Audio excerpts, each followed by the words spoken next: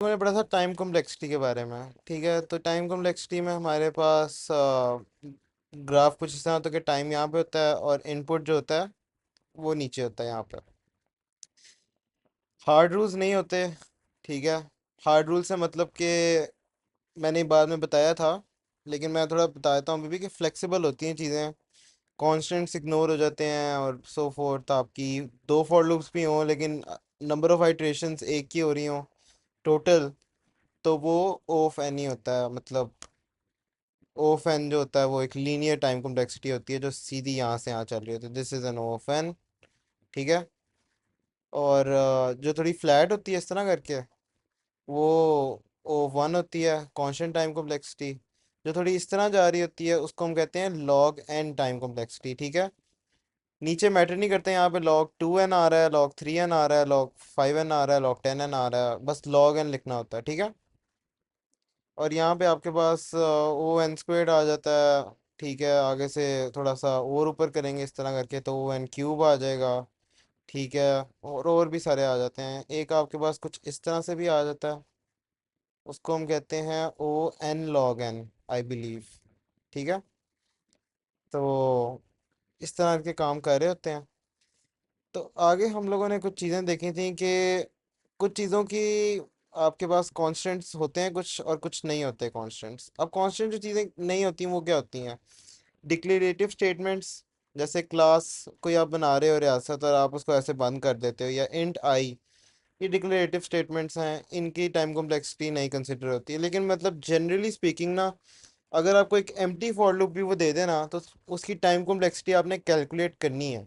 ठीक है, proper time complexity उसकी अगर ओफन है या जो भी है, ठीक है, वो आपने कैलकुलेट करनी है। आपने ये नहीं कहना कि अंदर कांस्टेंट नहीं है तो मैं टाइम कॉम्प्लेक्सिटी नहीं कैलकुलेट कर रहा। सही है। अच्छा, उसके बाद हम बात करते हैं कि असाइनमेंट जो होती है उसमें टाइम कॉम्प्लेक्सिटी कंसिडर होती है। मतलब, और इफ़ की स्टेटमेंट एक्सप्रेशन के साथ उसकी टाइम कॉम्प्लेक्सिटी कंसिडर होती है। मतलब उसको आप एक कह सकते हो कि कांस्टेंट टाइम कॉम्प्लेक्सिटी है इसकी। लेकिन एल्स जो होता है ना, उसकी टाइम कॉम्प्लेक्सिटी नहीं होती। ठीक है, आवाज़ आ रही है सही? जो एल्स होता है उसकी टाइम कॉम्प्लेक्सिटी नहीं होती, मतलब उस कांस्टेंट टाइम कॉम्प्लेक्सिटी नहीं होती। ठीक है। अच्छा, अब आगे हम लोग बात करते हैं यहाँ पे ये फंक्शन की। माय फंक्शन था, इसमें एक इंट एन था। अब ये इनपुट है हमारा जो है ना, यूजुअली हम एन को ही डील कर रहे होते हैं, एन ही हमारा इनपुट होता है और उसी से सारा मामला चल रहा होता है। यहाँ पे int I equal to zero है। ये आपका सी वन जो है कि इसमें थोड़ी बहुत वो भी है, असाइनमेंट भी कह लो इसको, इनिशियलाइजेशन कहते हैं वैसे तो, लेकिन हम लोग इसको कंसिडर कर लेते हैं सी वन। ठीक है, most teachers do consider it, अगर साथ इनिशियलाइजेशन भी हो रही हो। नहीं करना ना करो, इतने कोई हार्ड रूल्स नहीं है। अब मैं हार्ड रूल्स वाली बात पे दोबारा आ जाता हूँ। हार्ड रूल्स नहीं है, मतलब कि अगर कोई छूट भी गया ना C one C two C three इनमें से कुछ, तो इतने कोई नंबर नहीं काटते। यहाँ पे मैंने जो बात की थी वो नंबरों की थी। मैंने कहा था कि working does not matter a lot. ठीक है, मतलब एक आधी चीज़ मिस हो जाती है, छोटी मोटी चीज़। ठीक है, इतना कोई बड़ा मसला नहीं है, आंसर ठीक होना चाहिए। अब जैसे इसका था ओ ऑफ वन था टाइम कॉम्प्लेक्सिटी इसकी, तो इसमें आपने अगर कोई वर्किंग भी ना दी, मतलब वैसे तो देनी चाहिए, लेकिन थोड़ा बहुत गंद मार लो तो गंदी वर्किंग हो, और आपने आंसर लिखा ऑफ वन, आंसर ठीक है, तीन में से पाँच में से तीन, इस तरह के नंबर होते हैं। अगर आपकी वर्किंग लाइक 80% ठीक है और आपका आंसर ठीक है तो 4 आउट ऑफ 5। तो और आपकी वर्किंग अगर 100% ठीक है या 95% 90% ठीक है तो 5 आउट ऑफ 5। कोशिश करो 4 आउट ऑफ 5 और 5 आउट ऑफ 5 के अंदर ही रहो। ठीक है, आंसर ठीक करने में फोकस करो। वर्किंग में थोड़ा बहुत अगर कन्फ्यूजन हो रही है तो उसको छोड़ दो। मैं ये सलाह देता होता हूँ कि मिड वन में ना, अगर वर्किंग कंफ्यूज कर रही है ना थोड़ा सा, सबसे पहले आंसर देखो।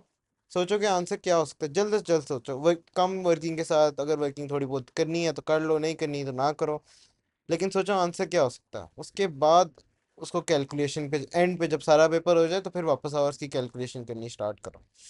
अच्छा, मैं यहाँ पे था इसमें माय फंक्शन में। दोबारा इसमें अब हम लोगों ने एक फॉर लूप का यूज़ किया। इंट एन जो हमारा इनपुट है। अब ये जो फॉर लूप है ये इनपुट डिपेंडेंट फॉर लूप है। ठीक है, इनपुट डिपेंडेंट फॉर लूप से ये होता है कि एक तो हमारे पास, अच्छा बाय द वे मैं यहाँ पे सी वन लिख रहा हूँ, सी टू लिख रहा हूँ, सी थ्री लिख रहा हूँ, ये कॉन्स्टेंट्स हैं। ठीक है, तो और इन कॉन्स्टेंट्स को ना आप एक कांस्टेंट भी बना सकते हो, लाइक यहाँ पे C1 C2 C3, आप इसको ये भी कह सकते हो इस सारे को C4 भी कह सकते हो, कुछ और सी भी कह सकते हो, रियासत भी कह सकते हो, सी रियासत, आई डोंट नो। ठीक है, कोई भी नाम दे सकते हो। तो ओवरऑल इन सबको एक साथ टोटल भी कर सकते हो। कॉन्स्टेंट्स का इतना कोई रोला नहीं होता वैसे, मैंने कहा था वर्किंग का इतना रोला नहीं होता, लेकिन इस तरह से होती है। ठीक है, अब ये रियासत है, इंट रियासत इक्वल टू जीरो, इसको मैंने C1 दे दिया। उसके बाद यहाँ पे कांस्टेंट एक्सप्रेशन भी है। अब यहाँ पे रियासत प्लस प्लस हो रहा है, ये कांस्टेंट C2 है। और उसके बाद सी आउट हेलो हो रहा है, ये कांस्टेंट C3 है। अच्छा, अब इसमें मैंने किया क्या था, मैंने ये बताया था कि ये फॉर लूप है, ये जीरो से लेके एन तक रन कर रही है।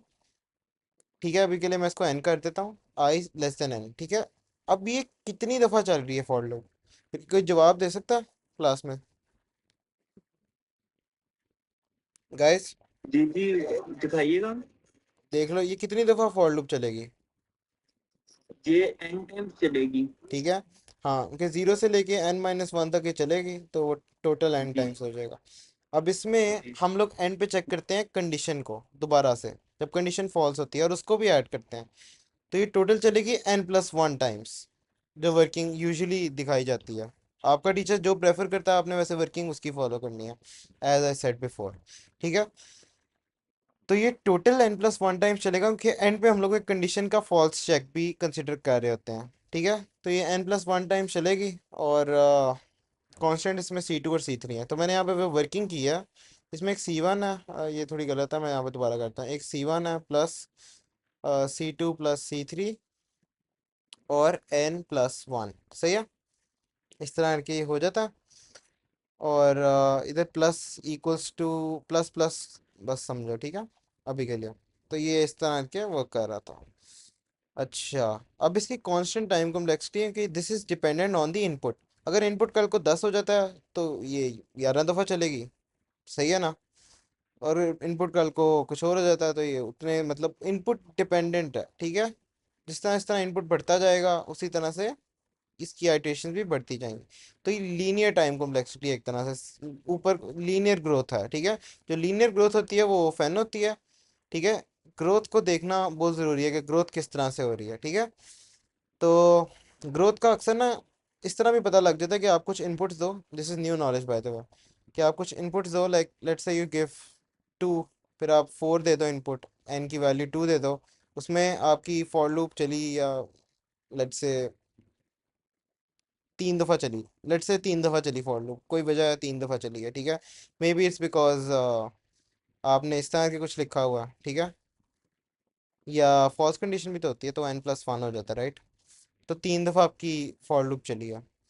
तो और इसमें आपकी 5 दफ़ा चली है, व्हेन यू डू लाइक 6, तो उसमें आपकी 7 दफ़ा चली है। तो you're seeing a pattern which is linear growth का पैटर्न। ठीक है, तो यूर लाइक इसकी ओ फैन होगी, सही है, क्लियर है बात? आंसर मैटर्स अ लॉट, और and this is like a good way to find the answer. ठीक है, ग्रोथ चेक करना, ग्रोथ किस स्पीड से हो रही है, उससे थोड़ा बहुत आइडिया हो जाता है।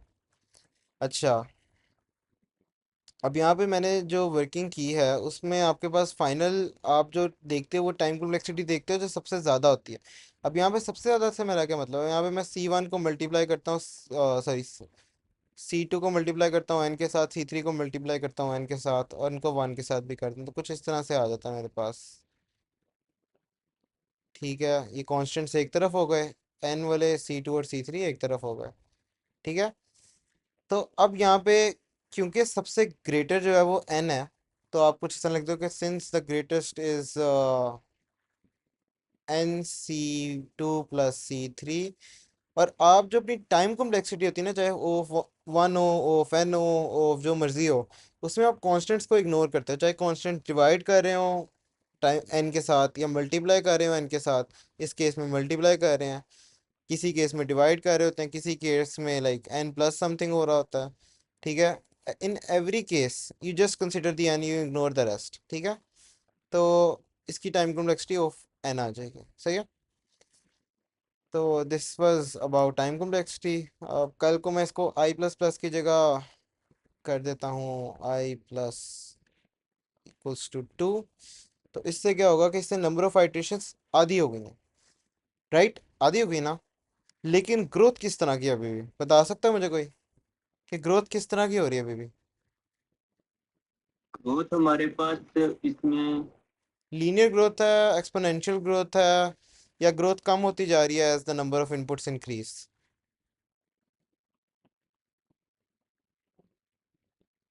ग्रोथ किस तरह की है, ये सवाल है। इंक्रीज हो रही है ना। जब इंक्रीज। फाइव हाँ, बोलो बोलो। जब जी मतलब कि जब टू पुट करेंगे तो एक बार चलेगा वो। यस। ठीक है। मतलब कि अगर सिक्स करेंगे तो तीन बार चलेगा, एट करेंगे तो वो चार बार चलेगा, मतलब कि एक लीनियर ग्रोथ हो रही है वहाँ प्लस एग्जैक्टली फाइव exactly. हो रहा और लीनियर ग्रोथ में हम लोग टाइम कॉम्प्लेक्सिटी क्या अलॉट करते हैं? है। वो यस। अंदेश आप क्लास में हो? अंदेश? ठीक है। अच्छा, अब आगे आते हैं। ठीक है, यहाँ पे हम लोगों ने एक्सप्लोर किया था। O of one constant value. हाँ, कांस्टेंट वाली। इसमें टाइम कॉम्प्लेक्सिटी क्या है?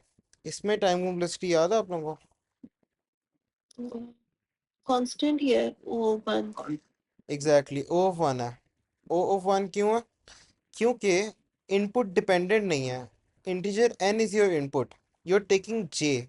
जे एक फिक्स्ड वैल्यू 6 ले रहा। ठीक है। अगर ये इस तरह के भी कुछ होता ना, int j equals to n, तब भी मैं कंसिडर कर लेता कि it was O of n। But it's not. ठीक है। इस तरह से नहीं है। ये कुछ इस तरह से है कि जे एक फिक्स्ड वैल्यू 6 है। तो अब फिक्स्ड वैल्यू है, चाहे इनपुट 10,000 हो जाए, इनपुट 10 हो जाए। ठीक है, एन की वैल्यू 10 हो जाए, 10,000 हो जाए, it does not matter to the function. ठीक है। तो इस केस में ओ वन है, कांस्टेंट टाइम कॉम्प्लेक्सिटी है, 6 दफ़ा चलेगा इन ऑल मतलब केसेस। ठीक है। तो और इस लूप के अंदर देख, इस फॉर लूप के अंदर देख रहे हो, कुछ भी नहीं है, लेकिन कंडीशन तो है ना। तो मतलब इसका इस तरह से ऑफ वन ही होता है। ठीक है। इसके अंदर अगर इसमें कुछ इस तरह से भी कर दूँ ना, तो इसकी ऑफ एन होगी, इवन तो इसमें कुछ भी नहीं है। इस फॉर लूप में कुछ भी नहीं है, इवन स्टिल मैंने इसको ऑफ एन दिया। तो ये चीज़ माइंड में रखना कि आपका ये आई प्लस प्लस भी हो रहा होता है, it can be considered a constant. कि ये टीचर आपको कह सकता है कि ये भी कांस्टेंट था। ठीक है, वर्किंग में ज़्यादा डेप्थ में ना जाना। ठीक है, मैंने जो बताया था। लेकिन ये इस तरह से ही काम कर रहा था। अच्छा, कांस्टेंट शुड बी काउंटेड होना। अच्छा, तो यहाँ पे हम लोग आते हैं, यहाँ पे आई लेस देन टू ऑफ है ना। और रियासत और अंदिश। अंदिश बताए इस बार, अंदिश इसकी टाइम कॉम्प्लेक्सिटी क्या होनी चाहिए आपके ख्याल में? अच्छा हाँ, इसकी जो है वो हम मैंने 2n कही थी पिछली बार, मुझे याद है n होती है। हाँ, 2n क्यों नहीं है? 2n में कांस्टेंट 2 है। ठीक है। तो आप लिख देते हो 2n, और आप कहते हो ओ ऑफ एन। ठीक है। Totally fine. ये कॉन्स्टेंट्स इग्नोर होते हैं, आप लिख सकते हो 2n, और फिर final answer O of N since constants are ignored. ये ज़्यादा बेटर है।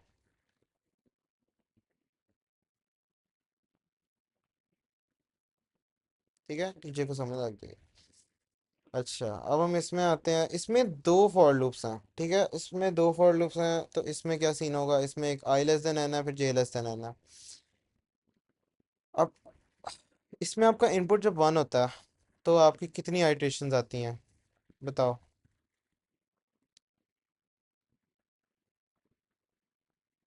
Guys guys, waiting on you.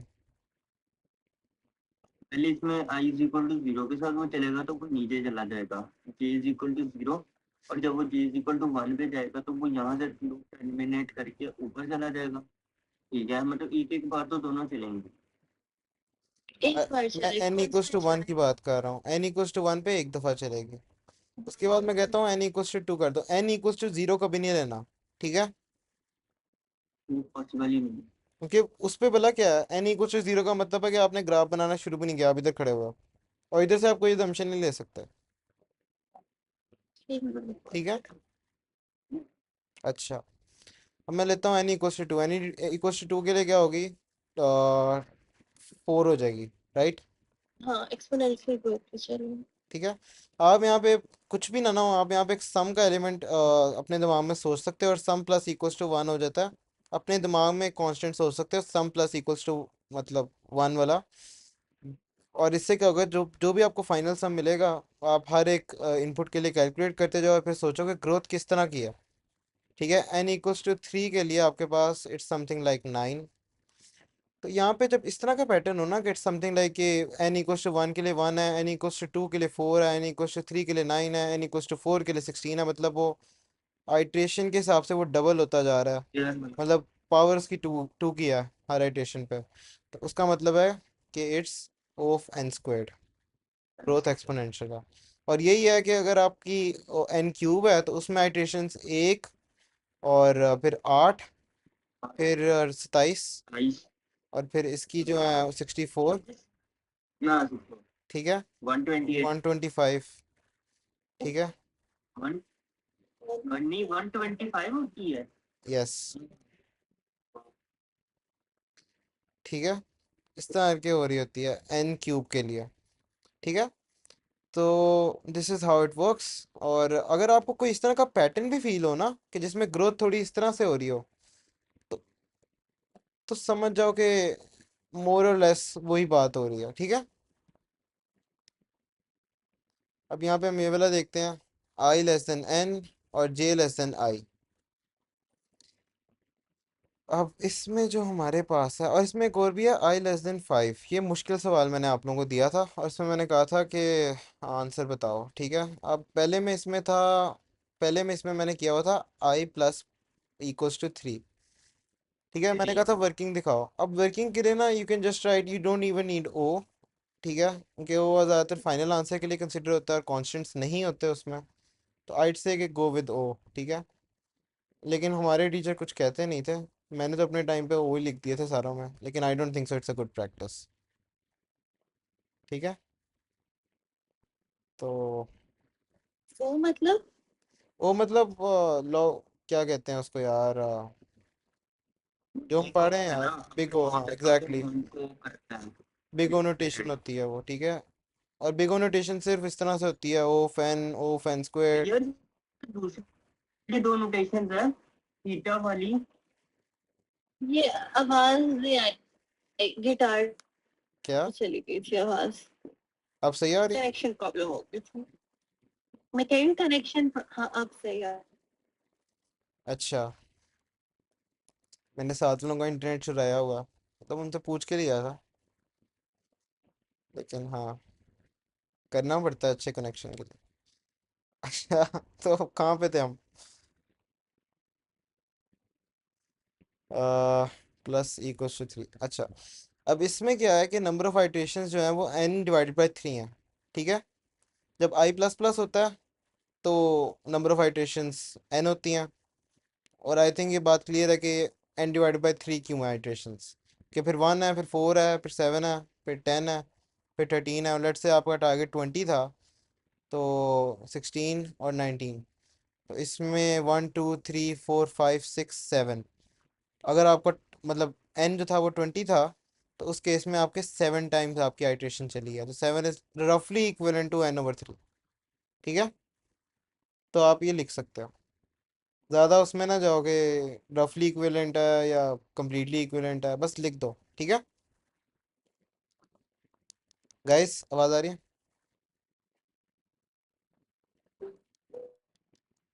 Hello hello,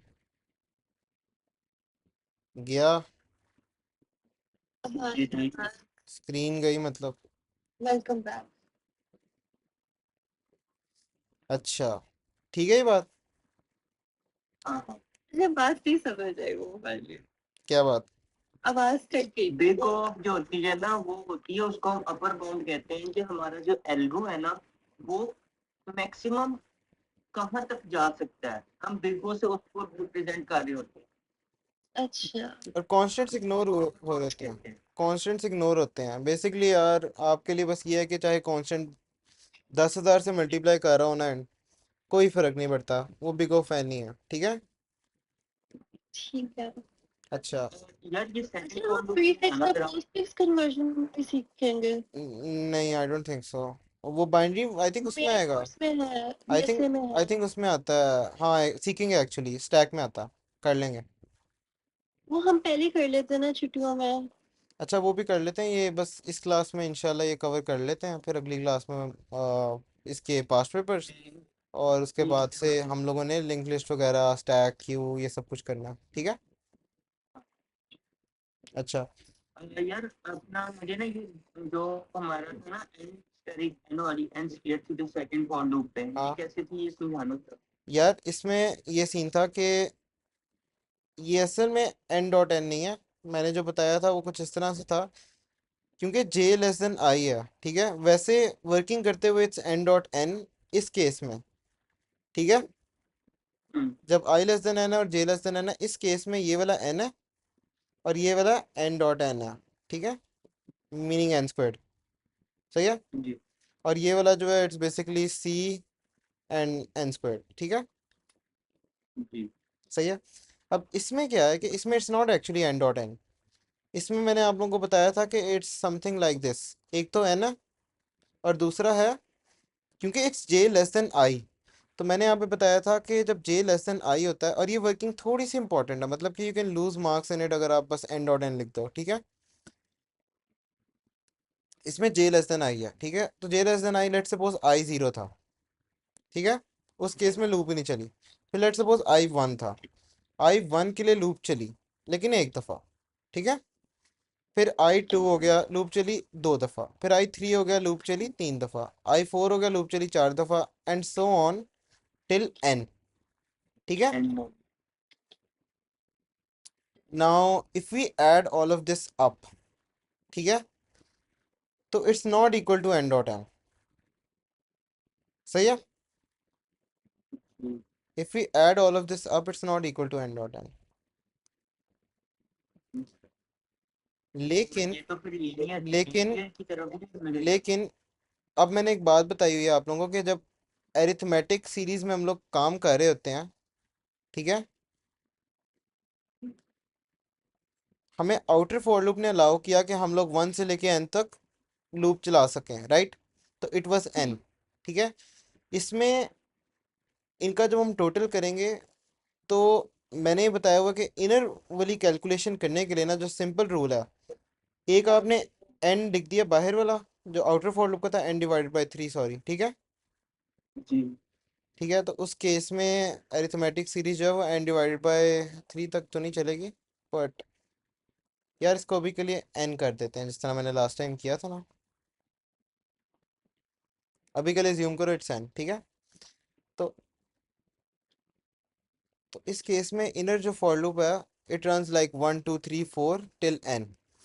अब ये जो है अरिथमेटिक सीरीज है, ठीक है, इसमें आपका इंक्रीमेंट एक का हो रहा है, मतलब कि डिफरेंस जो है वो एक का हो रहा है, क्या हुआ आवाज का, कनेक्शन वीक हो गया।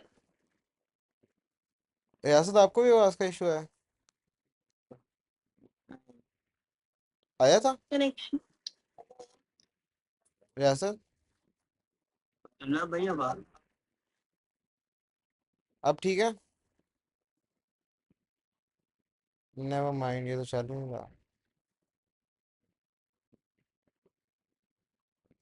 अच्छा अब ठीक है गाइस, ओके, स्क्रीन शो हो रही है, आवाज सही आ रही है। अब आ रही है। यार वो शायद कोई मसला हो गया होगा, अच्छा तो इसलिए साथ वालों का उनकी उनकी कंपनी भी शायद डिफरेंट है, इसलिए पीटीसीएल वालों का कुछ पता थोड़ी ना होता। अच्छा, तो अब यहाँ पे it's gonna be arithmetic series में सम का फॉर्मूला क्या होता है, अरिथमेटिक सीरीज में सम का फॉर्मूला होता है कि first term plus last term, ठीक है, डिवाइड बाय टू, ठीक है, तो इट्स रफली equal to one plus n divide by two, और दूसरा फॉर्मूला जो है वो वाला टू ए, मतलब क्या था यार, कुछ इस तरह का था, n over two two a plus n minus one d था आई थिंक, ठीक है, यही था ना, या कुछ और था। जी जी यही था। इसमें क्या है कि ये सारा कैलकुलेट करके उसको एन के साथ मल्टीप्लाई भी कर देना, ठीक है, ये था इसका, हम्म और ये है दूसरा फॉर्मूला डिफरेंस के साथ, दोनों इक्विवेलेंट है, ठीक है। अगर आपका डिफरेंस वेरी कर रहा हो, जैसे अब हमारा प्लस प्लस है ना, अभी तो डिफरेंस वन का है, लेकिन कल को लेट से आप लोगों का डिफरेंस 1 का ना रहे, लेट से आपका डिफरेंस रहे 3 का हो जाए, ठीक है, तो उस केस में you can use this formula. उस फॉर्मूला के साथ आप की जो कैलकुलेशन है वो कुछ इस तरह से दिखेगी कि you can start with the first one which is gonna be something like, और ये वर्किंग सारी शो करना, ठीक है। तो सबसे पहली टर्म जो है वो आपकी आई थिंक वो होगी 0, राइट, या 1 या 0, इनमें से कोई एक होगी, ठीक है। आपने 1 लेनी है, आप 1 ले लो, 0 लेनी है, आइट से 1 ले लो, ठीक है। तो it's gonna B n/2 2 1 plus n-1 and the difference is 3, ठीक है। It is also something like n/2 and 3n-2, ठीक है। इस तरह के आंसर आता है, सही है। तो आप यहाँ पे लिख सकते हो कि n/2 3n-2, ओके। तो ये इस तरह से काम कर रही होती है। यहाँ पे जब हम लोग काम कर रहे थे इस वाली फॉर लूप में, तो यहाँ पे हमारे पास एक सिंपल फॉर लूप थी, सिंपल आइटरेशन थी, जिसकी टाइम कॉम्प्लेक्सिटी देख के एन लगती है, लेकिन हमें आउटर फॉर लूप को भी कंसिडर करना है, तो एक आउटर फॉर लूप का एन आ जाता है और एक इनर फॉर लूप का एन आ जाता है। तो जब हम लोग फॉर्मूला नहीं यूज़ कर रहे तब आपको एन सेपरेटली डालना ज़रूरी है, ठीक है। इनर फॉर लूप का कंसिडर करके आउटर फॉर लूप का भी कंसिडर करना है, उसका एन सेपरेटली आएगा। Got it?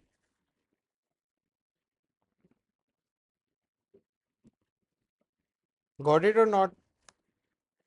मतलब कि अगर हम ये सिंपल हम्म। फॉर्मूला यूज करते हैं ए नॉट प्लस ई है हम्म। नॉट, इसमें हमने आउटर फॉर लूप भी लगाना है। हाँ, तुम इसमें भी फॉर्मूला यूज़ कर सकते हो, लेकिन उसका फ़ायदा नहीं है। इसमें फॉर्मूला यूज़ करना कर लो, ठीक है, कोई वर्किंग नहीं मांगेगा वैसे। इसमें फॉर्मूला यूज़ करना है, इसमें होगा एन, ठीक है। फर्स्ट टर्म क्या है? एन है। लास्ट टर्म क्या है? एन है। डिवाइड बाय 2 करो, एन स्क्वायर्ड आ गया, सही है। सही है या नहीं? वैसे डिफरेंस 0 है ना, डिफरेंस वाले फॉर्मूला से भी कर सकते हो, ठीक है।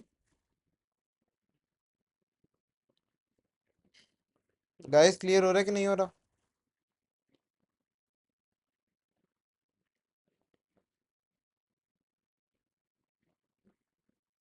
यार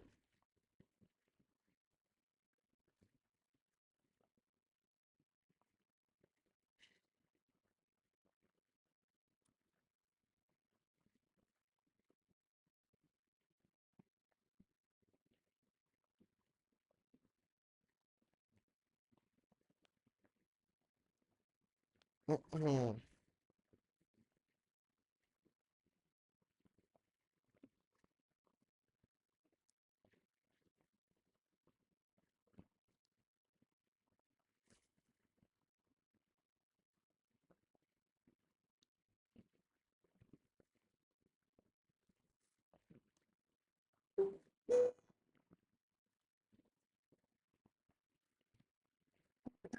नाजिल हो गए हो।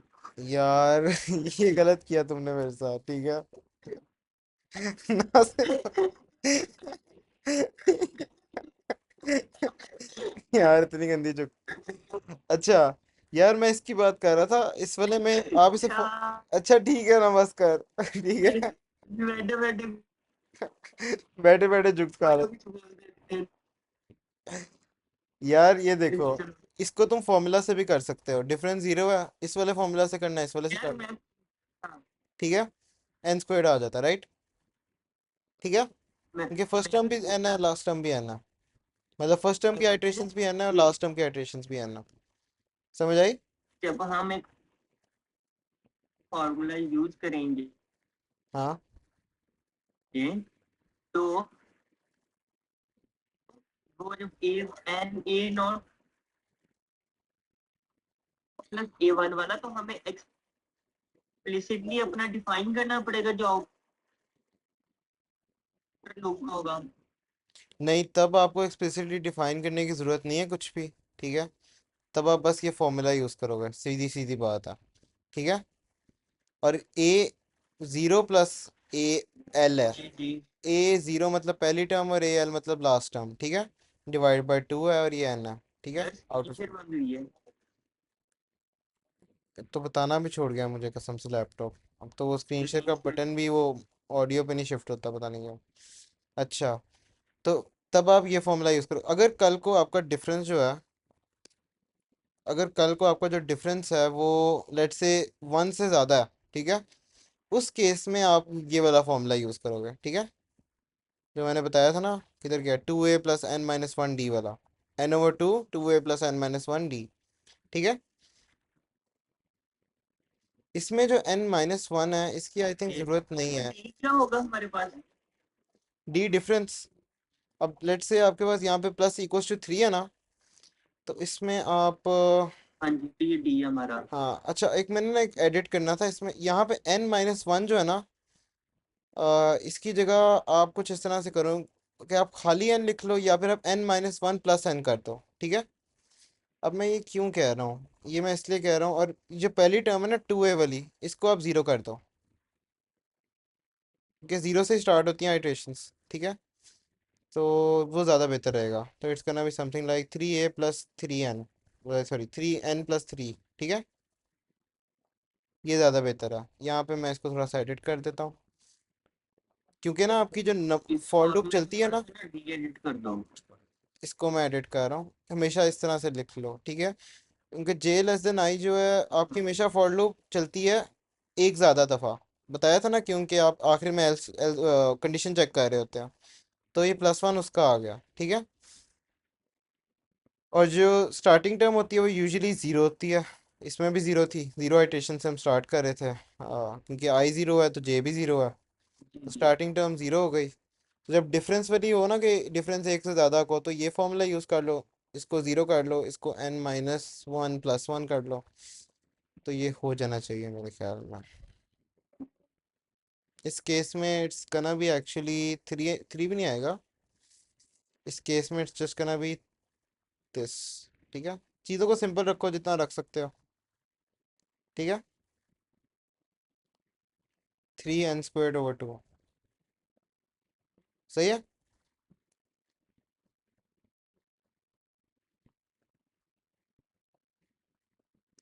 इसका answer three n squared over two है। तो इसमें कुछ और तो नहीं गलत, ये formula n over two two a plus n minus one d, यही फॉर्मूला है ना एग्जैक्ट अरिथमेटिक सीरीज का। गाइस, आवाज़ आ रही है ना? बोल लिया करो रियासत, आप तो बोलना ही छोड़ गए।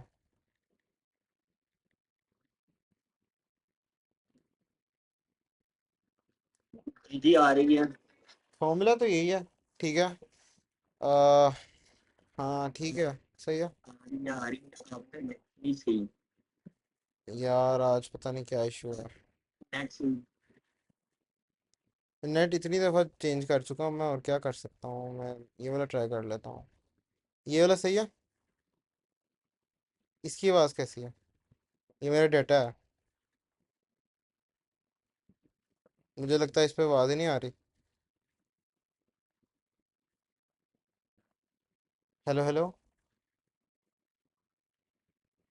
आज तो बड़ा ही बैड सीन है, मुझे लग रहा है इसके बहुत ही बुरे हालात हैं।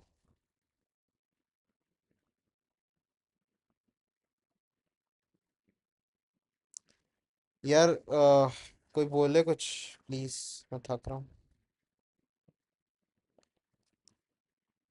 गाइस, गाइस गाइस, आवाज़ आ रही है?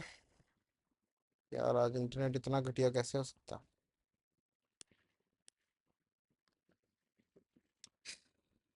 जी जी। भाई बोल लिया कर यार, मैं तो डिप्रेशन में चला जाता हूँ। अच्छा, जी गाइस। यार तुम्हें मार का नहीं है? आवाज जी अब आ रही है। सही करो। मैं तो आपके साथ बैठा हूँ यहाँ। अच्छा मैं ना आपके साथ बैठा हूँ यार, ये क्या बात है, कितनी गलत बात है। अच्छा, ये वाले का इसकी टाइम कॉम्प्लेक्सिटी कोई बता सकता है, इस फॉर लूप की, आउटर फॉर लूप की? मुझे क्यों मारोगे? अंदिश आप बताओ।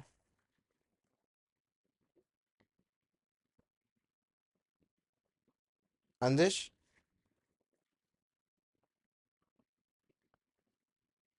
अंदिश है भी क्लास में?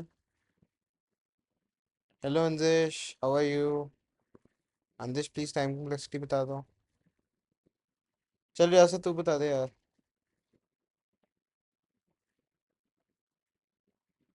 रियासत।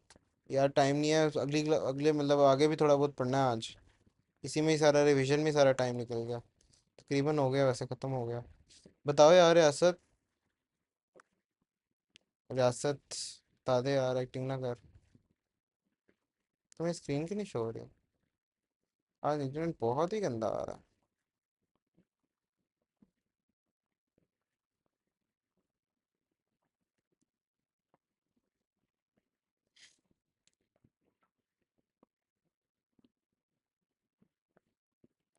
गाइस तुम लोग को आवाज़ आ भी रही है कि नहीं? ज्वाइन ही करता हूँ यार।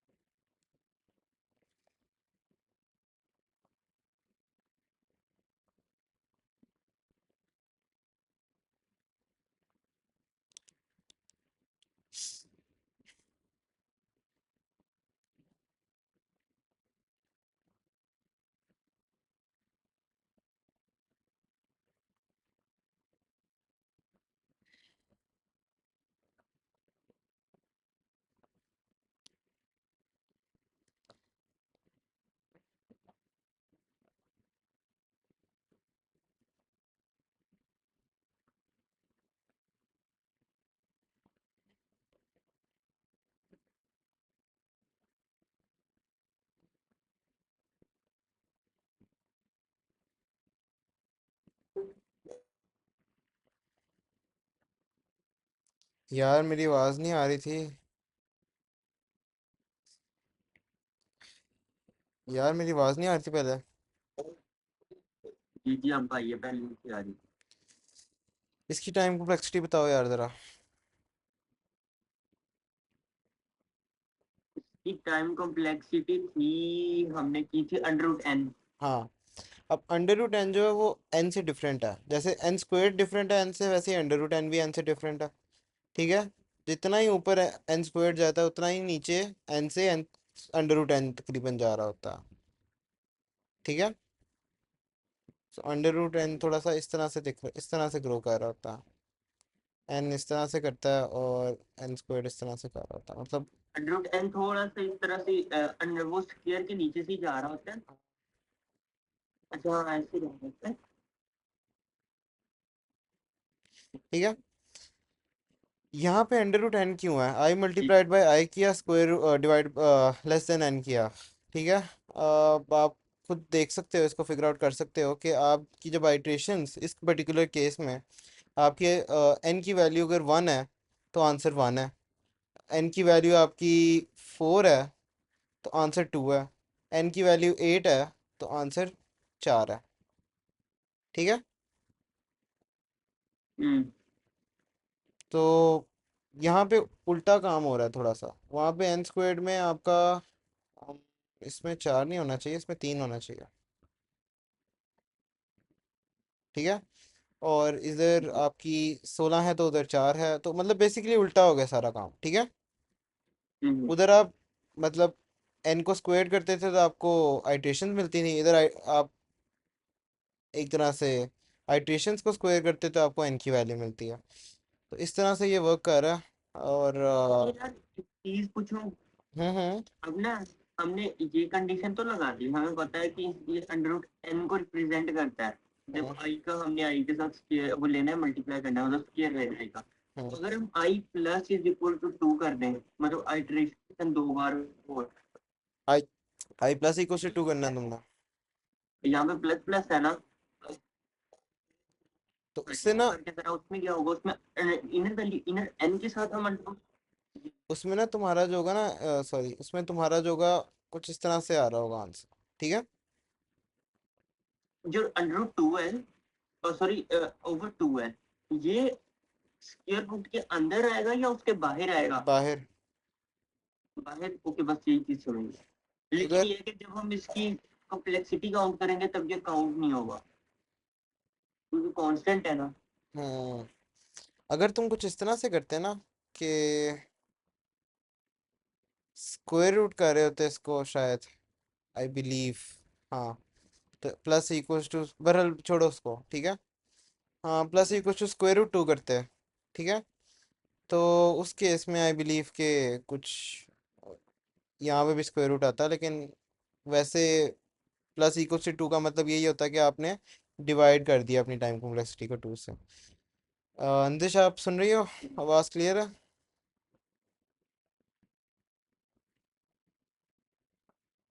अंदिश? जी। अच्छा, अब हम लोगों ने क्या किया, इस केस में हमारे पास आउटर फॉर लूप में स्क्वायर रूट एन है। इनर फॉर लूप में हमारा जो अरिथमेटिक सीरीज का फॉर्मूला है समेशन का, वो थोड़ा बहुत चेंज हो जाएगा, ठीक है। इस केस में हमारा, हम लोग इनर जो फॉर लूप है, अगर मैं कर देता हूँ इसको कुछ इस तरह से कि, मैं थोड़ा सा चेंज कर रहा हूँ यहाँ पे, इसको मैं कर देता हूँ जे लेस देन आपका आई और जे प्लस प्लस। इस केस में आपका स्क्वायर रूट आ जाएगा एन आउटर फॉर लूप का, और इसमें मैंने आपको बताया हुआ है कि you can just use the formula first term plus last term. तो आप इस तरह के यहाँ पे बस स्क्वायर रूट एन आ गया, समझ लो कि आउटर फॉर लूप का ही होता है, ठीक है। हम्म।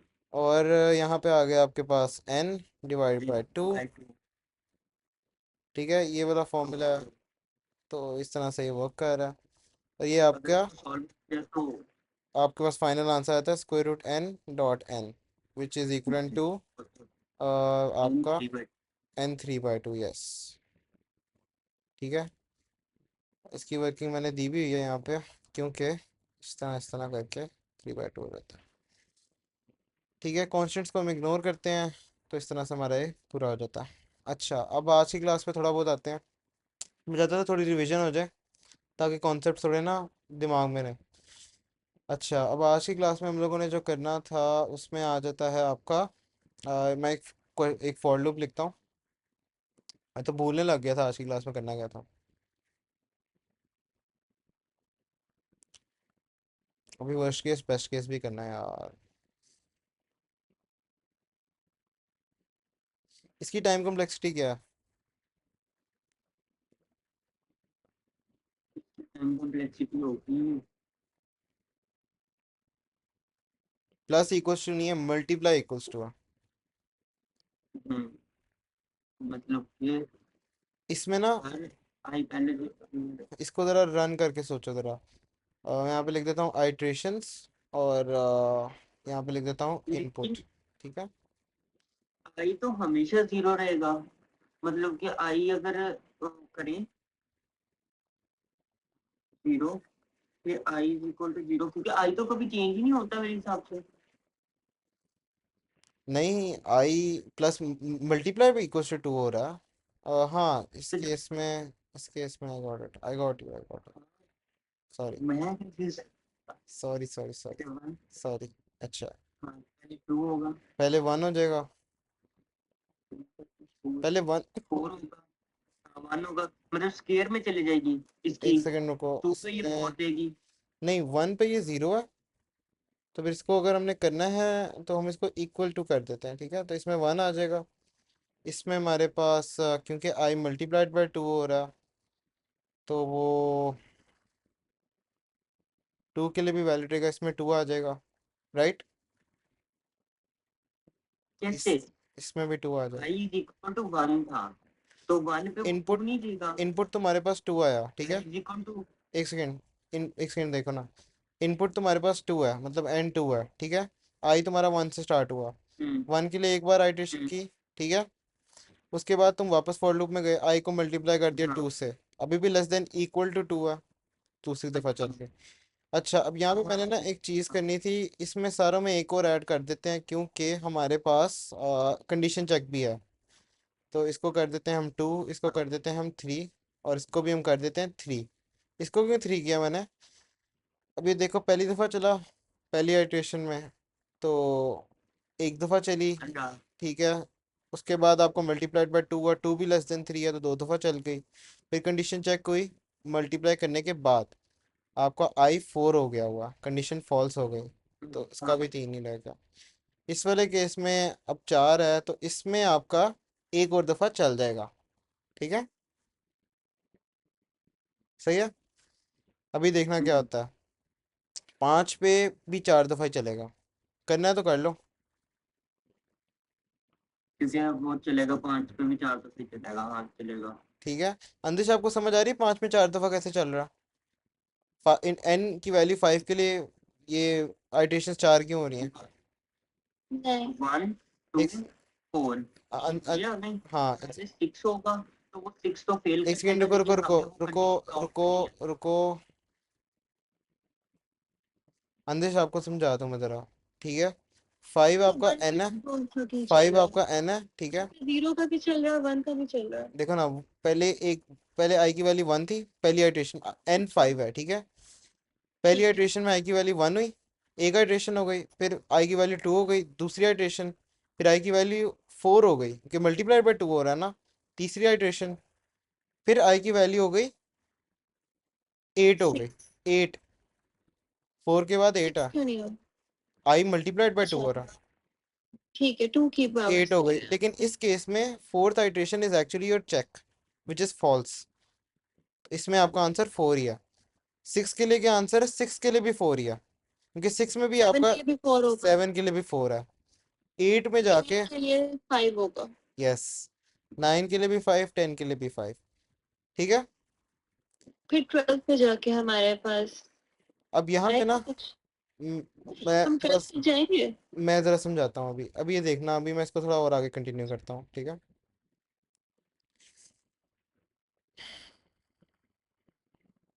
ये अंडरस्टैंड करना थोड़ा ज़रूरी है।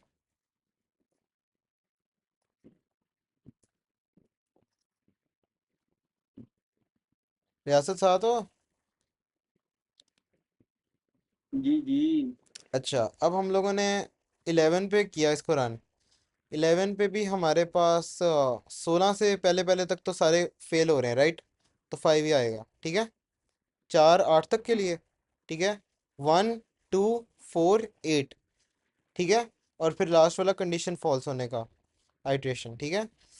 तो 5 आ गए, उसके बाद इसमें भी 5 आ गए, इसमें भी 5 आ गए, इसमें भी 5 आ गए, इसमें भी 5 आ गए, इसमें जाके 6 हो गए। अंडर रूट एन तो नहीं लेके आती, मतलब अगर ग्रोथ इसकी देखें। अंडर रूट एन पे नहीं काम करता, this is actually your log two n, ठीक है। एन ठीक है, इस तरह से ही काम कर रहा है। मतलब लॉ की प्रॉपर्टी क्या हो सकती लॉग है की अगर हम प्रॉपर्टी जो है ना, समझ नहीं आ रहा है कि टू पे थ्री टाइम्स। अच्छा थ्री टाइम्स। एक कंडीशन चेक भी तो वन ना। पे टू टाइम्स पूरा कर रहा है। 1 पे 2 टाइम्स इसलिए कि एक दफ़ा आई इक्वल्स टू 1 के लिए रन किया, आई लेस देन इक्वल टू 1। उसके बाद आई मल्टीप्लाइड बाई 2 हुआ, 2 के लिए कंडीशन चेक हुआ, तो दूसरी आइट्रेशन हो गई, ठीक है। अच्छा टू के लिए थ्री टाइम्स पूरा रन हो गया। क्योंकि आई पहले 1 था, एक आइट्रेशन हुई, फिर आई 2 हो गया क्योंकि i less than equal to 2 true है, तो दूसरी आइट्रेशन, और तीसरी आइट्रेशन पे फॉल्स हो गया, ठीक है। अच्छा एक फॉल्स की इटरेशन पे एग्जैक्टली वन के फॉल्स, लिए तो नहीं फॉल्स की 1 इटरेशन के लिए रन भी हो गया। फॉल्स की डाली हुई है। पहले आई इक्वल्स टू 1 के लिए रन किया, फिर आई की वैल्यू डबल हुई, कंडीशन फॉल्स हुई, और हम बाहर आ गए, ठीक है। एक आइट्रेशन एक चेक, ठीक है। इसके लिए log 2 n है, ठीक है, which is equivalent to log n in big O notation, ठीक है। लिखना इस तरह बिग O में, जब भी मल्टीप्लाई हो रहा है ना राइट हैंड साइड पे, ठीक है, इंक्रीमेंटेशन ठीक में है। मल्टीप्लिकेशन हो रही है, दैट इज log n। और जितने से मल्टीप्लाई हो रहा है, 3 से मल्टीप्लाई हो रहा है, तो यहाँ पे हम कर देंगे log 3n, ठीक है। 4 से मल्टीप्लाई हो रहा है, तो यहाँ पे कर देंगे log 4n, ठीक है। ये आपके लॉग्स भी हो गए। और अब हम करते हैं, मतलब अब तो तकरीबन सारा कुछ हो गया, ठीक है। हमने सारी डिस्कशन कर लिया जो इम्पोर्टेंट बेसिक डिस्कशन थी। अब हम आते हैं बेस्ट एक केस। सेकंड ऊपर करेगा, मैं लिख रही हूँ। या श्योर, मेरी राइटिंग इतनी अच्छी नहीं है वैसे। अच्छा, यहाँ पे ना एक और नहीं चीज़, यहाँ पे एक और पैटर्न भी नोट करना है, रियासत ज़रा मेरे साथ पैटर्न नोट करो। शुरू में शुरू में आपके जो आइट्रेशंस हैं they are close to the input, ठीक है। They are trying to okay. Grow, मतलब at the pace of the input, ठीक है। लेकिन आहिस्ता आहिस्ता जब आप दूर जाते जा रहे हो, जैसे आपकी आइट्रेशन बढ़ती जा रही हैं, तो वो दूर होता जा हुआ रहा है, मतलब था। कि वो बढ़ता जा रहा है उसका टाइम, ठीक है। अब हम्म, जैसे यहाँ पे शुरू में आपके पास दूसरी इनपुट पे 3 आइट्रेशंस थी, एक का पूरा +1 का बेनिफिट हो रहा था, ठीक है। लेकिन इसके लिए +1 का होने के लिए हमें 2 आइट्रेशंस लग गई, 3 से 4 पे जाने के लिए। हाँ। फिर 4 से 5 पे जाने के लिए हमें 1, 2, 3, 4 आइट्रेशंस लग गए। फिर 5 से 6 पे जाने के 1, 2, 3, 4, 5, 6, 7, 8 आइट्रेशंस लग गए। समझ आ रही है? That is the pattern we are looking for. This pattern, ये पैटर्न है। ये पैटर्न लॉग एन का। तो ये log 3n और 4n हमने कैसे लिखना है? log 2n मतलब ये कैसे पता चलेगा कि ये 2n है, ये 3n है, 4n है? मल्टीप्लाई किससे हो रहा है? 2 से हो रहा है तो log 2n, 3 से हो रहा है तो log 3n, 4 से हो रहा है तो log 4n, ओके। ठीक है। नोट कर लिया अंदेश? जी। अच्छा, अब हम आते हैं best case and worst case पे। इंपॉर्टेंट टॉपिक, ठीक है, मजा का टॉपिक। और मज़े का टॉपिक, ठीक है। आज तो बच्चों आप लोग जाओगे थोड़ा लेट, चलो, क्या ठीक हो जाएगा 11 बजे। आधा घंटा तो लगेगा। यार ये तो अब सारा थ्योरेटिकली शुरू हो गया ना। नहीं, ये तो सारी मैं क्वेश्चंस करवाऊंगा, तुमने मुझे समझा सर क्यों आपकी हो? तो यही बात है। ठीक है। हाँ, मेरी बात जो है ना वो बहुत बहुत क्या है। मैं ज़रा एक सेकंड एक मैसेज कर लूँ पहले एक बंदे को, नहीं तो बैड सीन हो जाएगा।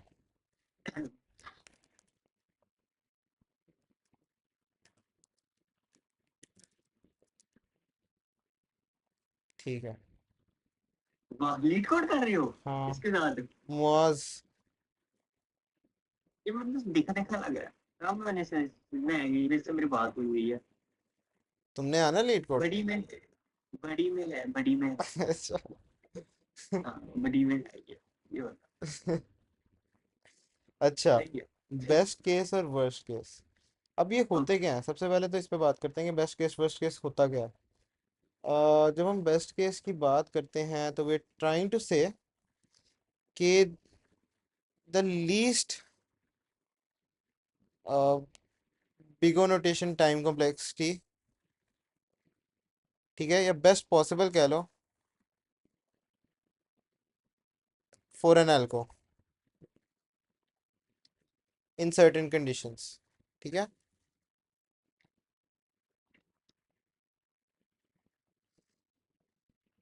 या बेस्ट पॉसिबल कह लो। मतलब डेफिनेशन ही पूछते आपकी हैं। हद से ज्यादा कितना ही टाइम लग जाएगा बेस्ट केस कम से कम, कम से कम, हद से ज्यादा वर्स्ट केस है।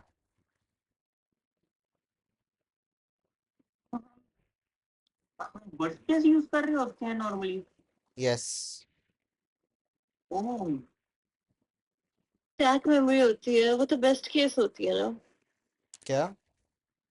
डायनामिक मेमोरी जो होती है वो वर्स्ट केस में आती है, नहीं नहीं? नहीं, ये बहुत, अच्छा, वो मेमोरी लीक्स होती वो तो अलग है, वो चीज़ है। स्पेस के हिसाब से है। ठीक है, इस तरह की इनकी डेफिनेशन है। अभी जब मैं इम्प्लीमेंटेशन पे आऊंगा ना तो आप लोगों को थोड़ी बहुत समझ लगने लग जाएगी अच्छा, इनमें। मैं बताऊँ वर्स्ट कौन सी होती है? वर्स्ट टाइम कॉम्प्लेक्सिटी, हाँ, एन पिक्टोरियल वाली। हाँ, n factorial is n the worst. Power n, n power c. N power n I think सबसे बुरी है, और उसके बाद आई थिंक एन फैक्टोरियल है। एन पावर एन सबसे वर्स्ट है आई थिंक, है ना? और एक एन पिक्टोरियल, हाँ। एन और फिर फैक्टोरियल उसके उसके बाद बाद है। ओ, ओ N log N.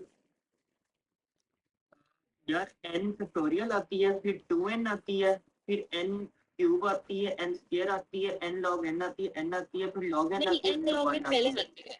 N log N N से पहले आती है। जी जी, वो उल्ट अगर देखो तो वो पहले n log n आती है, फिर n आती है, हाँ, एन लॉग, और फिर लॉग एन आती है और फिर ओ वन फिर आती 1 आती है, है। जो कि लोअर कॉम्प्लेक्सिटी आपकी सबसे बेस्ट। अच्छा अभी यार इस पे फोकस करो, की डिफरेंस, ठीक है। जी जी। ये बहुत इंपॉर्टेंट चीज़ है। ये अभी ये पेज है, इसको मैं बाद में डेवलप करूँगा, ठीक है, कि मैं कमाल का टीचर हूँ, ठीक है। है। की डिफरेंस। अच्छा अभी हम कलर लोग बहुत आते हैं। प्यारा है ये डिफरेंस का। अभी हम लोग लीनियर सर्च के ऊपर बात करते हैं, वो मैं डेवलप करूंगा ना आहिस्ता आहिस्ता। लीनियर सर्च जो होती है उसमें आपके पास टाइम को आपके पास एक एरे होती है, ठीक है। इसको हम आहिस्ता आहिस्ता की डिफरेंस को डेवलप करते जाएंगे। पैटर्न रिकग्निशन ना मैंने पहले से की हुई है, आप लोगों को मैं बस पैटर्न रिकग्निशन दे रहा हूँ, ठीक है। हम्म। टारगेट 7 है। अब आपकी फॉर लूप चलती है।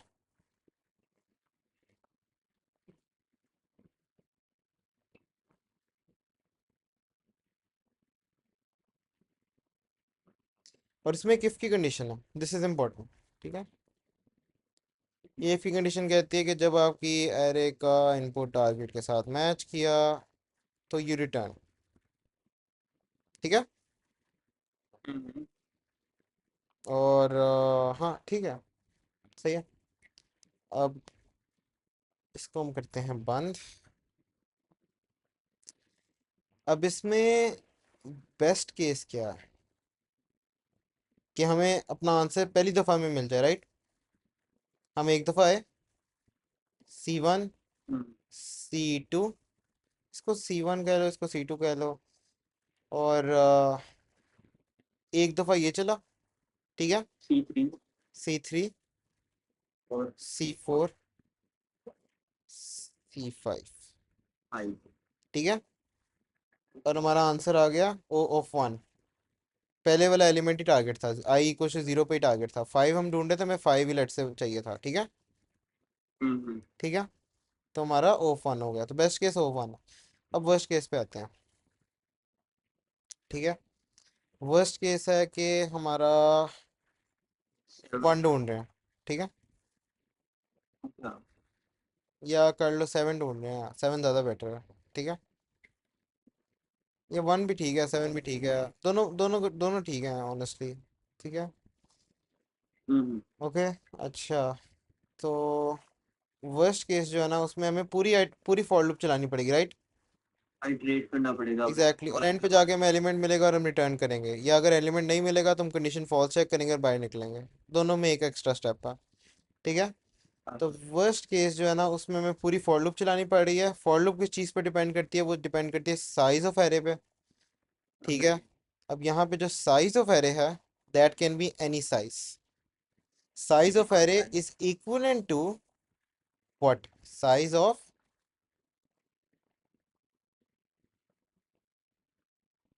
Time of search. Size of input, size of search. तो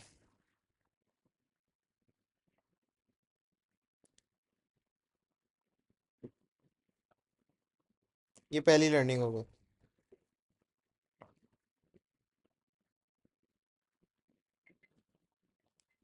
ठीक है। इसी में एक और भी लर्निंग का पॉइंट है। अगर इफ की कंडीशन हो,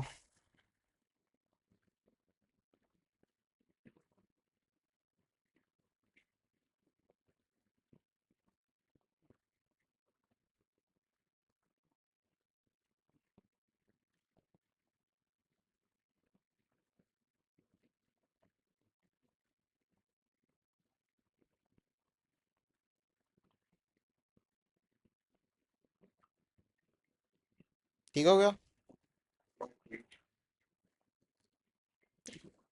वर्स्ट केस आसान होता है, बेस्ट केस अक्सर कंफ्यूजन, मतलब वर्स्ट केस भी मुश्किल होता है और बेस्ट केस कंफ्यूजिंग हो सकता है। आसानी से निकल आता है बेस्ट केस, लेकिन कभी कभार लोग इसको गलत कर देते हैं कि थोड़ा बहुत कंफ्यूजिंग होता है, ठीक है। अक्सर लोगों को कंफ्यूजिंग नहीं लगता है, ऑन द स्पॉट उनको बहुत सिंपल लगता है, लेकिन जब पेपर वापस आता है ना, तब वो कंफ्यूज हो जाते हैं। आप समझ रहे हैं मैं क्या कहना चाह रहा हूँ, रिलेट कर सकते हो कि नहीं। जी जी सर कर सकते हैं। ठीक है, तो एक ये चीज़ थी। अब मैं बात करता हूँ इस चीज़ की। ये अच्छा, अम अच्छा हाँ ठीक है। इंट n इक्वल्स टू 15 करते हैं। while while n is greater than 1, ठीक है, n is greater than 1, this is important, the 1 is important। तो ये करते जाओ। इसका बेस्ट केस क्या है? बल्कि बेस्ट केस छोड़ो, पहले वर्स्ट केस बताओ। वर्स्ट केस इसका लॉग में आएगा इसमें तो, यस। क्योंकि ये अगर बाइनरी सर्च की तरफ वो करता है। आप n से स्टार्ट कर रहे हो, आप डिवाइड कर करके नीचे आते जा रहे हो, दैट्स द सेम इसके, आप 0 से स्टार्ट कर, मतलब 1 से स्टार्ट करो, आप मल्टीप्लाई कर करके ऊपर आते जाओ। समझ आ रही है? अंदर समझ आई इस बात की? नहीं। अच्छा देखो, हम लोगों ने ऊपर ही डिस्कस किया था ये वाला, दिस वन, ये याद है? हाँ, इसमें लॉग आ रही थी ना, लॉग 2 अगर मल्टीप्लाइड बाय 2 हो रहा है और 4 अगर मल्टीप्लाइड बाय 4 हो रहा है, राइट? हाँ, आ रही थी। इसमें हम स्टार्ट करते 1 से। अगर मैं कहता हूँ कि हम लोग n से स्टार्ट करते हैं तो हमें नीचे को जाना ना। अब एन से एन पे कैसे जा सकते? हम n से, हम लेट से i इक्वल्स टू n से स्टार्ट करते हैं, तो उस केस में हमें नीचे आना ना।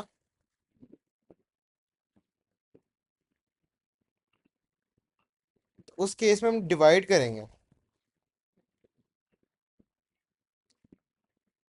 समझ आई? नंबर ऑफ, मल्टीप्लाई नहीं करेंगे। जब n से इनिशियलाइज हो रहा है तो वो अपर बाउंड से इनिशियलाइज हो रहा है, और आहिस्ता आहिस्ता अच्छा, काम करेंगे। तो उल्टा कर देंगे। एग्जैक्ट, जिस तरह हम i माइनस माइनस नहीं करते नॉर्मल फॉर लूप में जब हम n से स्टार्ट करते हैं। जी, रिवर्स कर देंगे ऑर्डर। Exactly exactly। तो वही काम यहाँ पे भी हो रहा है, पर वाइल लूप के साथ। समझ आ रही है अब इसकी? n 15 है, इस तरह से काम कर, ठीक है। हाँ। अच्छा, इसका वर्स्ट केस है log 2 n as we ignore constants।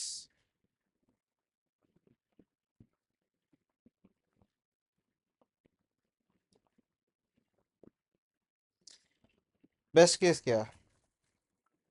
ये मजे का।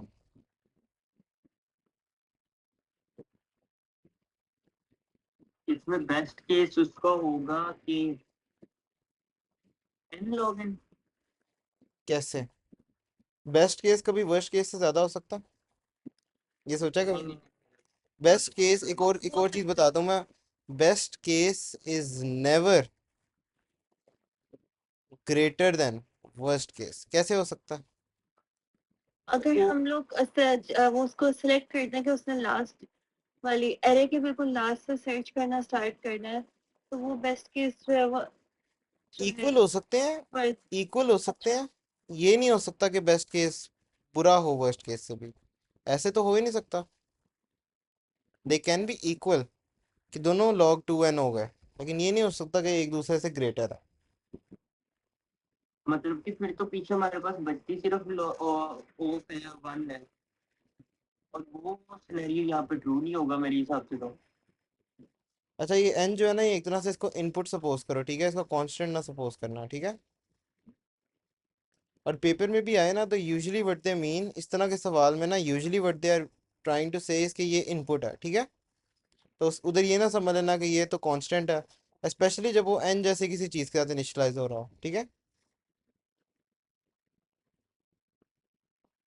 ये बात समझ आ गई? हम्म।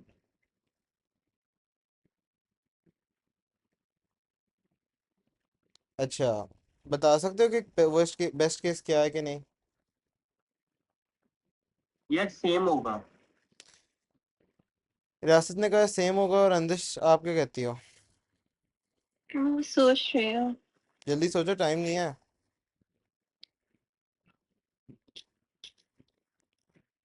If you don't have an answer right now then that's fine. Answer नहीं आ रहा मुझे। ठीक है। तो रियासत कहते हैं कि भाईजान वो log n होगी इसकी टाइम कॉम्प्लेक्सिटी, मैं कहता हूँ नहीं। ये अगर यहाँ पे होता ना n ग्रेटर देन 0, तो रियासत ठीक था। लेकिन ऐसे नहीं है सैडली।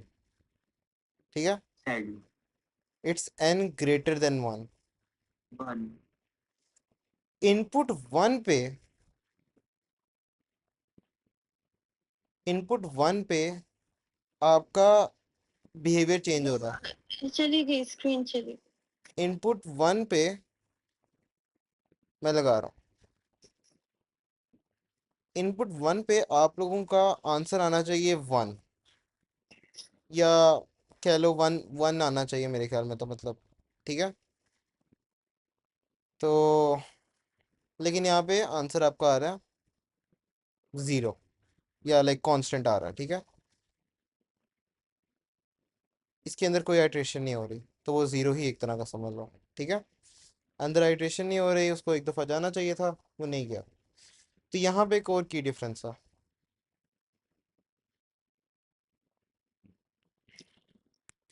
कि आपका जो